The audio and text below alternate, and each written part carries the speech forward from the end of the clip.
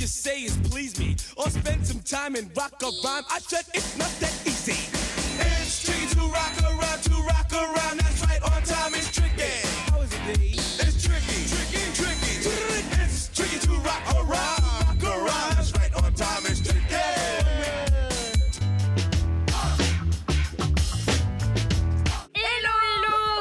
Ça va, aujourd'hui on se retrouve pour un sujet, une question qu'on se pose quand on vient d'un territoire ultramarin, et d'ailleurs en vrai juste quand on est jeune, c'est est-ce qu'il faut quitter son territoire d'origine pour réussir ?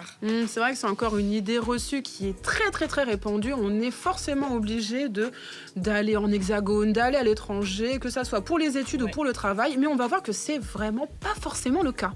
D'ailleurs ça m'intéresse de savoir ce que vous en pensez. Est-ce que pour vous il faut quitter son territoire d'origine ou pas ? Dites-nous en commentaire.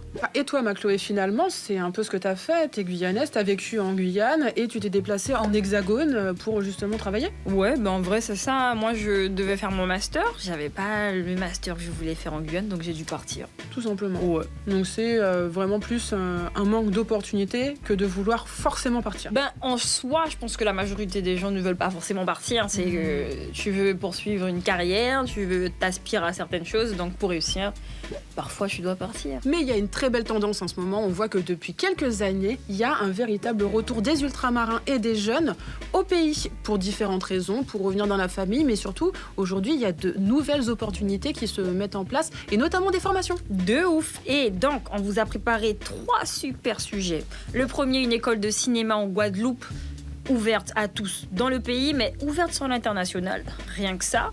Une association en Martinique qui aide les jeunes qui veulent rentrer au pays. Mais tout d'abord, une histoire vraiment impressionnante. Mais ouais, dis-moi tout, ma Chloé. Une jeune de 25 ans qui pense que pour réussir, elle doit forcément quitter le pays, mais qui se rend compte au final que c'est pas forcément le cas.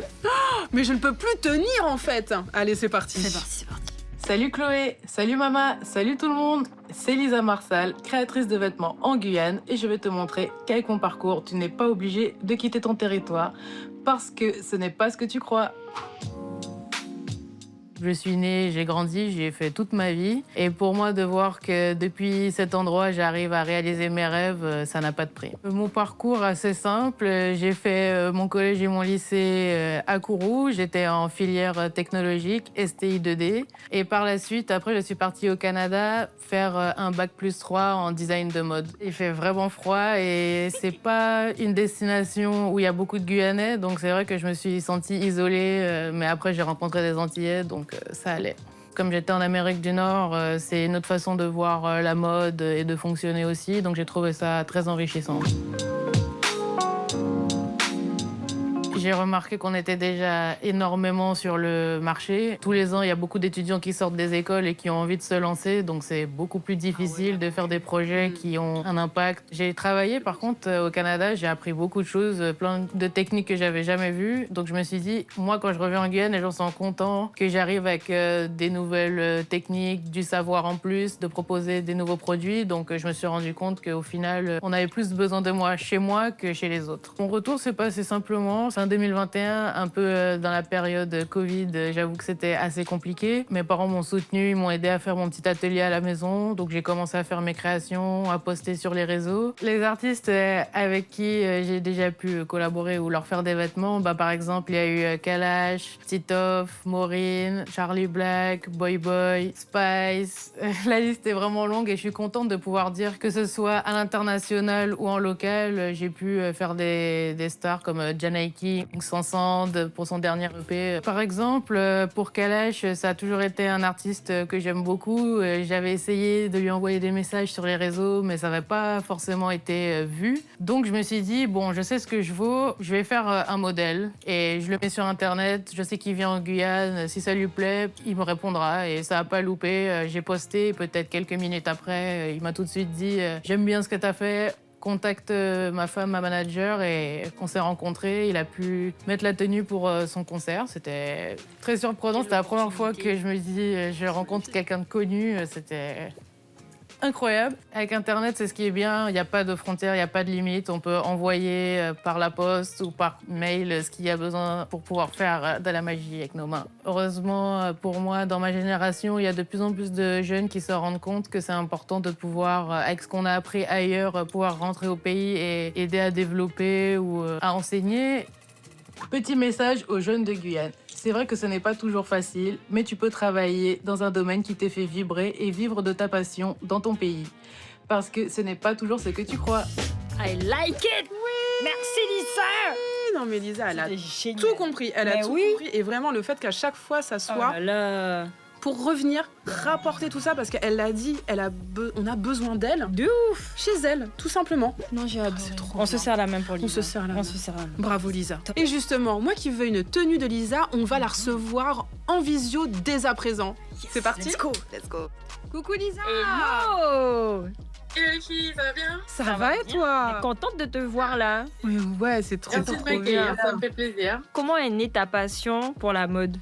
Quand j'étais petite, ma grand-mère était vraiment très portée sur tout ce qui était travaux manuels. Et une fois, elle a mal rangé ses affaires, je me suis assise sur une aiguille et je pense que le métier est rentré comme ça. Ah merde.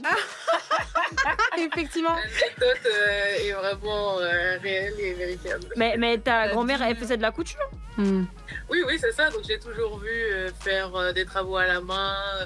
Elle m'a cousu beaucoup de choses, donc ça m'a donné ce goût de m'intéresser au tissu aussi et de faire par moi-même, piquer dans la boîte de couture de ma mère des aiguilles pour essayer de faire à la main. Comment tu choisis de partir au Canada? Parce que je pourrais partir autre part. Ouais. Et comment ça se passe là-bas? Moi, j'ai jamais été trop attirée par faire mes études en métropole. Donc, lors d'un voyage avec mes parents au Canada, c'était notre première fois. Hmm. Je suis passée devant l'école où j'ai fait mes études. Ils nous ont fait visiter, ils nous ont expliqué le programme, tout ça. Et j'ai trouvé ça vraiment très impressionnant de voir qu'à l'américaine, c'est notre façon de voir la mode et l'enseignement. Et de pouvoir apprendre à parler anglais en même temps, je trouvais aussi Bah oui. que c'était un petit plus.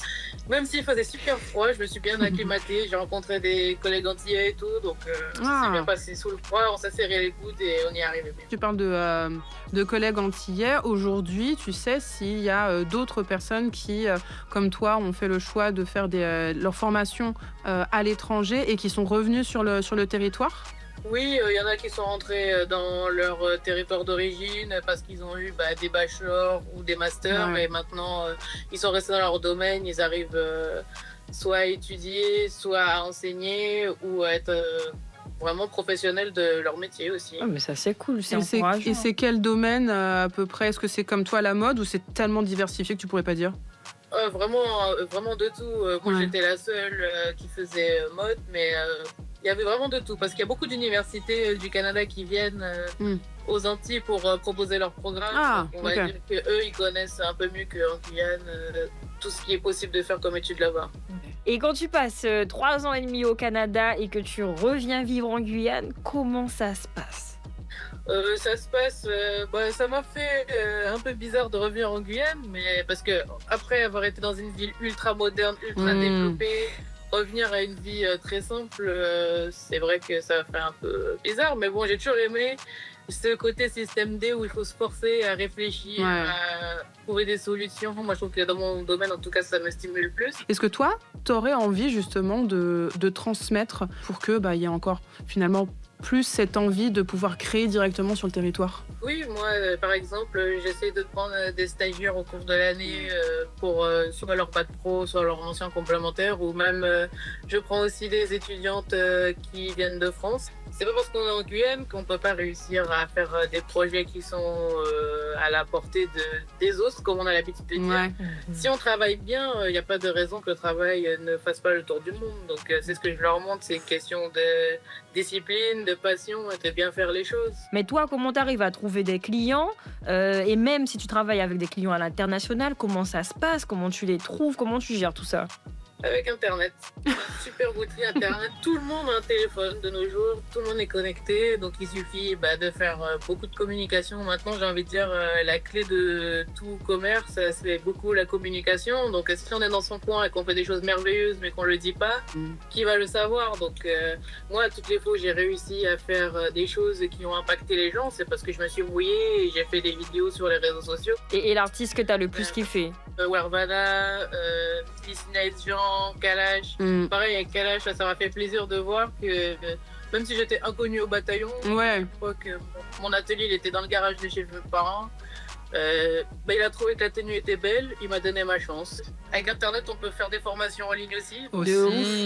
Vraiment. Il n'y a vraiment rien qui est impossible. Ta parole va résonner partout là, hein, que c'est pas bouché chez vous, hein, parce qu'en tout cas toi, t'as débouché toutes les issues. Trop bien. Merci Lisa. Ça me fait plaisir. Bisous. Merci Des beaucoup. bisous. Ciao. Ciao. Mais là, je suis trop excitée. On va découvrir une école incroyable. Mais oui, une école de cinéma gratuite et ouverte à tous qui a été créée par le réalisateur Lajli en 2019 en Seine-Saint-Denis, mais qui a depuis ouvert une antenne en Guadeloupe en 2023. Mais oui, il y a justement Éric Judor, le parrain de l'école. On est trop content de l'avoir. Let's go. Salut Chloé, salut Mama, salut tout le monde. Je suis Séverine Lins, cofondatrice de l'école Courtrage-Mais Caraïbes. Et je vais vous parler de cette formation qui permet aux talents guadeloupéens d'exercer leur passion sans partir de chez eux. Courtrage-Mais Caraïbes est une école de cinéma basée en Guadeloupe qui forme et insère professionnellement des profils sous-représentés. Bonjour à tous et à toutes, moi c'est Bala Gabriel Laura Ferdinand, je fais partie de la première session d'écriture de scénario à Courtrage-Mais Caraïbes. Par rapport à cette école, j'ai appris à écrire les scénarios, j'ai appris la technique, mais j'ai aussi acquis un réseau. Bonsoir. Tu as plus de 18 ans. Éric Judor est le parrain de l'école, Cézanne Palsy est la présidente d'honneur de l'école. Le fait de ramener des gens compétents sur le terrain en Guadeloupe, qui vont pouvoir former des jeunes qui ont envie de rêver, qui ont envie de travailler dans ce métier qui est formidable, hein, pour moi, ça reste un métier magique. Et ça peut être un rêve qui peut vite devenir un cauchemar et un chemin de croix quand on est jeune guadeloupéen. Parce que, encore une fois, il n'y a pas de formation. Donc l'école Courtrage-Mais amenait la formation sur place. Et donc je suis très très fier d'être parrain de cette école. Moi, avant de faire ce métier, je savais pas ce que c'était de réaliser un film, je savais pas ce que ça impliquait comme compétences, ce que ça demandait comme savoir-faire, etc. Donc déjà, ça c'est une angoisse. Mais si en plus, on doit faire 8000 bornes et se loger, et enfin tout ça, ça coûte de l'argent, quoi, en fait, de venir à Paris, de vouloir suivre une formation. Donc c'est mieux de faire le chemin inverse, de rester pas loin de chez soi et de pouvoir, sans trop de stress, suivre une formation, et gratuite en plus.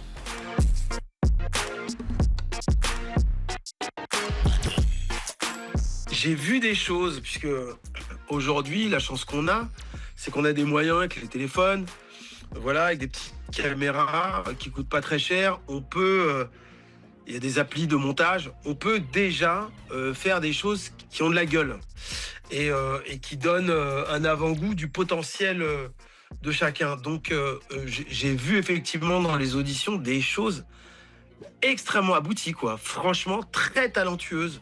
Inaya. Pourquoi t'es là? Et toi, pourquoi t'es là? Donc on n'a pas à rougir de nos talents outre-marins, quand c'est bien, quand ça a de la personnalité.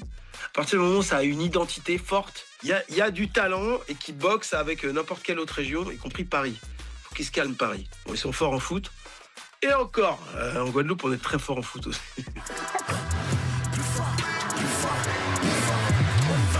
Je lâche pas du taf. Du taf. Enfin, rien. Nelson Foy, quoi. Franchement, c'est incroyable. Dès les débuts de sa carrière, son travail, c'était... il y avait une personnalité forte, il y avait une identité, quoi. Donc, dès qu'on a quelque chose qui passe, ça surnage par rapport à la masse de choses quelconques qu'on voit sur les réseaux. Donc, faut pas lâcher, mais il faut avoir des choses à raconter, je pense, aujourd'hui. Je pense qu'il faut partir de son territoire pour réussir. Hell no! C'est pas ce que tu crois. Pas du tout ce que tu crois. On a vraiment aimé. Ah, moi, j'ai beaucoup aimé, et parce qu'on a vu des longs métrages, des séries, des nominations. Vraiment, ça pour le coup. Mais ça bravo. Ouais, ça porte vraiment ses fruits. Bravo à toi. Et ma Chloé, depuis tout à l'heure, on n'arrête pas de se poser la question, est-ce qu'on est vraiment obligé de partir? Mais ça implique forcément la question, comment on fait pour revenir? Parce qu'une fois qu'on est parti, on s'est installé, on a notre carrière, tout ça, on a nos proches, on a un écosystème qui s'est créé une fois là-bas. Mais comment on fait finalement pour revenir, parce que notre famille manque, tout ça?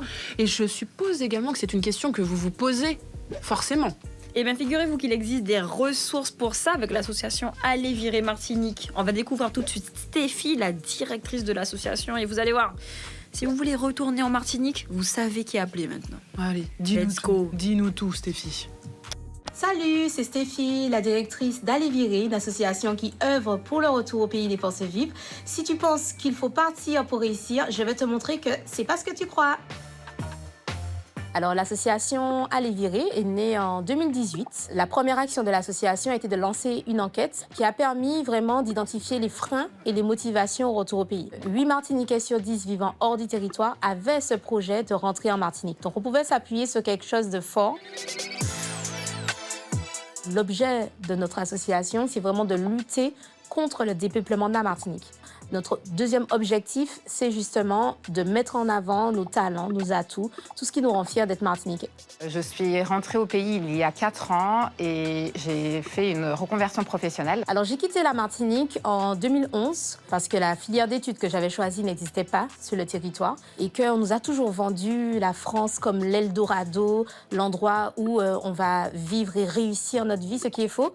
J'ai pu me rendre compte très vite que non, l'herbe n'est pas plus verte ailleurs, elle est plus verte là où elle est arrosée, tout simplement. Lorsque nous accompagnons des profils dans le cadre de leur retour au pays, notre première question, c'est quel est votre projet professionnel, notamment en Martinique? Soit le projet est déjà bien ficelé, et dans ce cas-là, on accompagne, on oriente vers les bons acteurs, ou soit ils sont en pleine réflexion. Est-ce que je vais faire une reconversion professionnelle parce que ça me facilitera la vie pour trouver notamment un emploi dans le secteur que je recherche? Alors, il ne faut pas se leurrer, le retour au pays, c'est quelque chose qui est quand même complexe. On a une phase d'adaptation, on a une grosse période aussi de doute.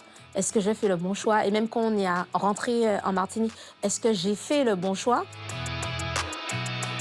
On a pu accompagner 2300 familles dans le cadre de leur retour au pays et on est très fiers aujourd'hui.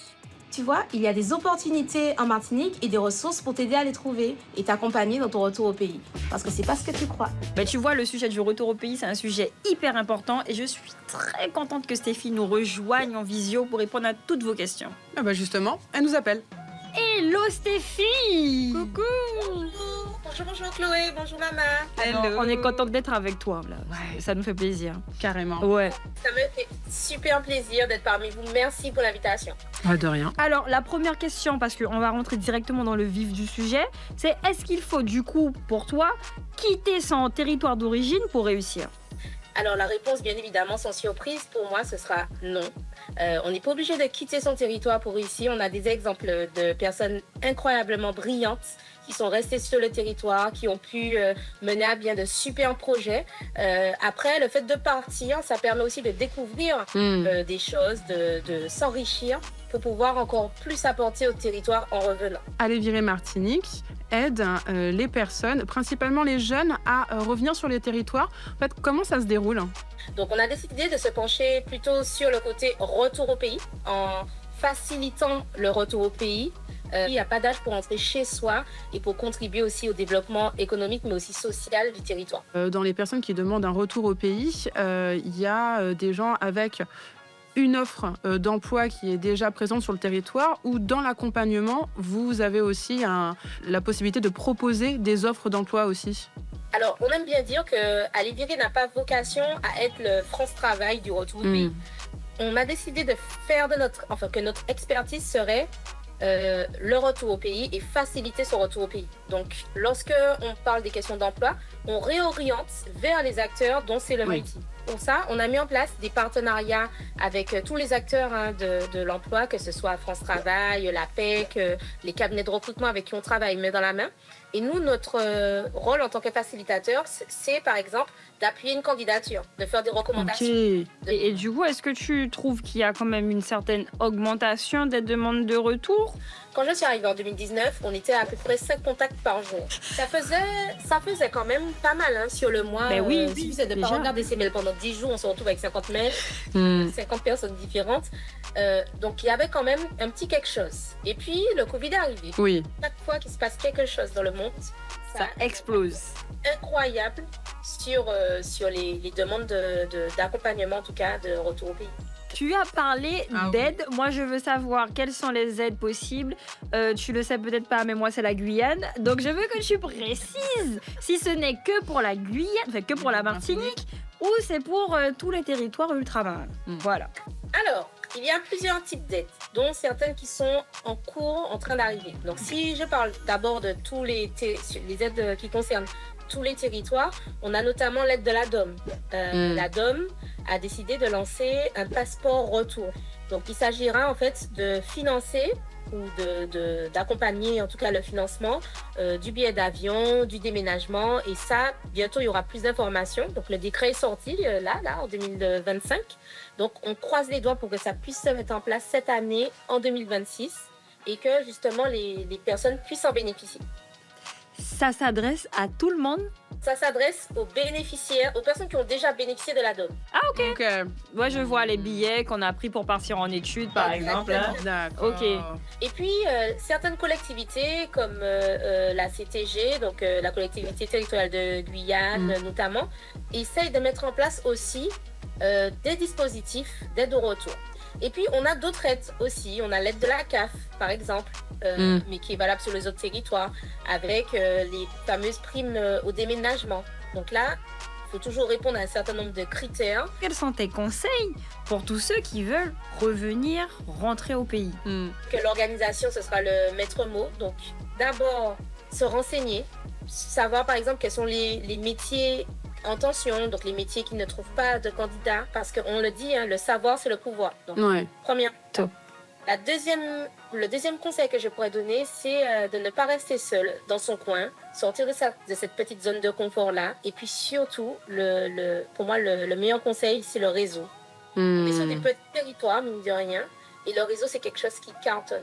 De ouf. Donc, merci pour tes réponses, Stéphie. Merci.